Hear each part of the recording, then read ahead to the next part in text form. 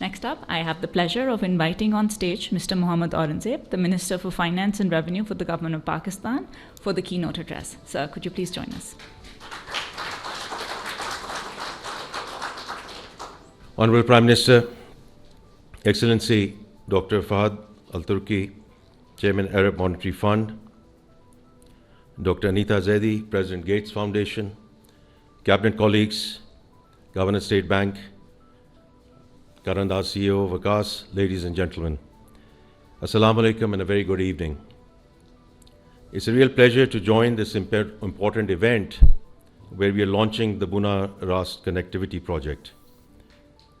I would like to take this opportunity to warmly welcome, while this is a critical initiative, I also want to put it in the context of a larger engagement that we are having with the government of Saudi Arabia.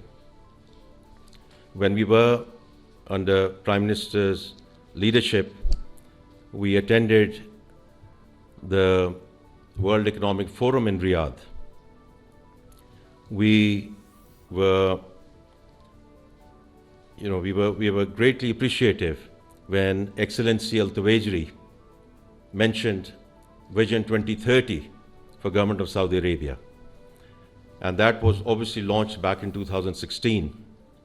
And the results are already there 8 years later. And the Prime Minister was quick to take up on this initiative for him to volunteer success transfer and whatever the journey that you have been on. And he instructed me to take that forward. And I just wanted to mention that to you because a week back, we had a very constructive meeting with the transformation team. And inshallah, over the next 6 months, we are going to learn as much as we can in terms of your transformation journey, sir, because it's all about people, process, technology. Minister for Religious Affairs and Interfaith Harmony was also present in that meeting. And inshallah, we will try to learn not only in the context of what we are talking about here, but the whole of the government and the whole of the nation approach through which KSA has moved forward, mashallah. And therefore we are very grateful for that offer, and we are certainly going to take you up on that offer. Before I come to the topic at hand, I do want to talk about the macroeconomic stability, which is now taking roots in Pakistan's economy, which is reflected in the twin deficits which are coming into check, stable currency, foreign exchange reserves, which now, alhamdulillah, are at 2 months import cover, sovereign rating getting upgraded, policy rate moving down, and the investor confidence coming back into the country, not only in terms of institutional flows, which have come either into the equity side or on the fixed income side, but also some of the investments which have come on the B2B side in the form of Aramco, investing in Go Petroleum, Gunvor coming in, BYD as the largest EV brand in the world, as cases in point which reflect the confidence which is coming back into the economy. And from our perspective, Excellency, EFF, the extended fund facility which we are going into with the fund will help bring further permanence to this macroeconomic stability. And under that, we remain very committed to the structural reforms, whether it's on the taxation side, whether it's on the energy side, and whether it's on the energy side. So I just want to contextualize the discussion which we are having here now.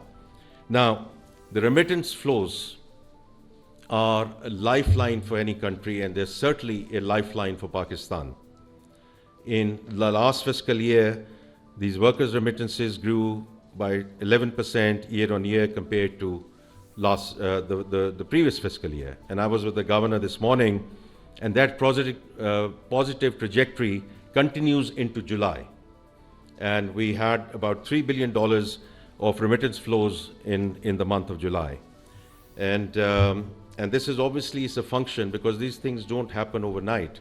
This is a function of a lot of things which happened on the macroeconomic stability side, but also in the context of administrative measures which were taken to curb illegal remittance channels, and therefore it is now producing results. Now, while our efforts are beginning to bear fruit, we must do more to sustain this positive growth trend. The informal market, unfortunately, still captures a sizable share of the remittance flows.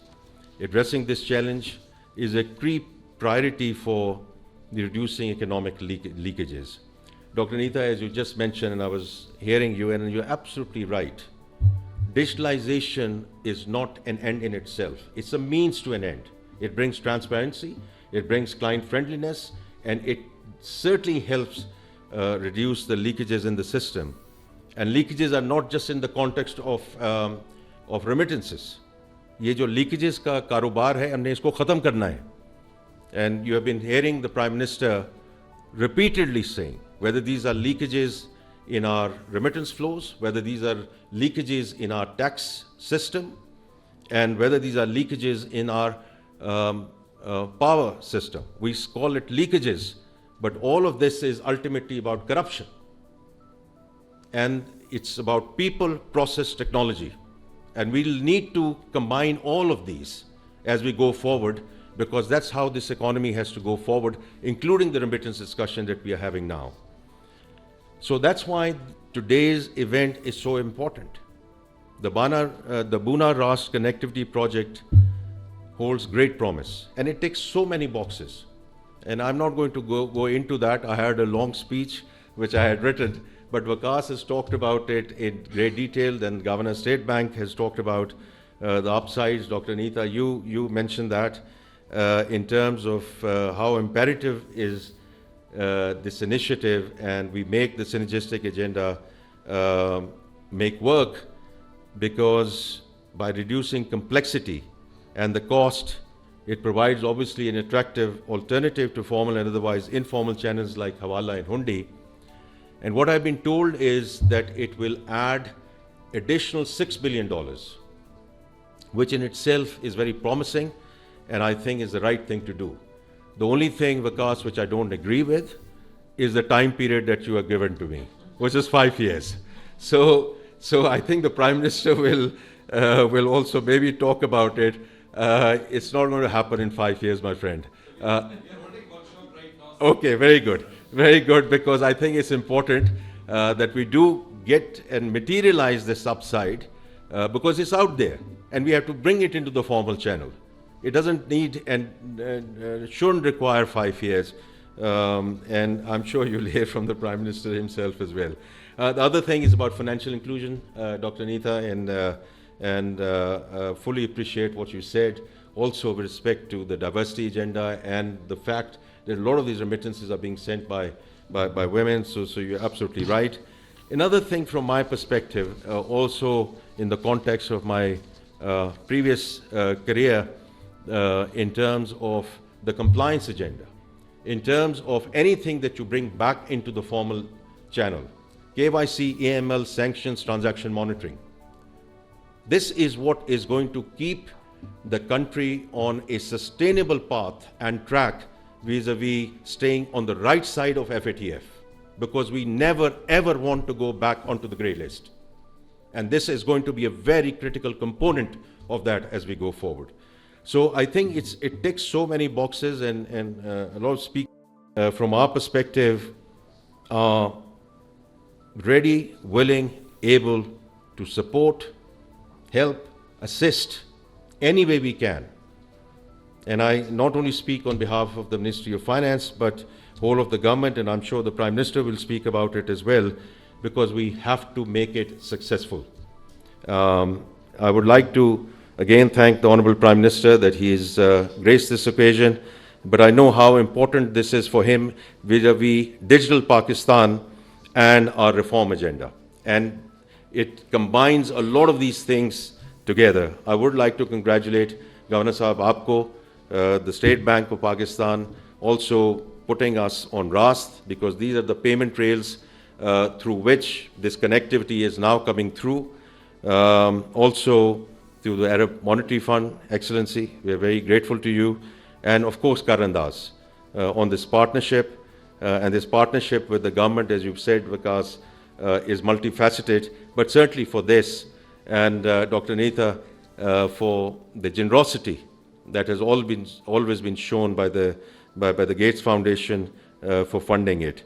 And inshallah, I'm sure this will bring dividends in terms of this project for the Pakistani workers based in the Arab region, and would certainly deliver economic dividends for Pakistan and Arab region, inshallah.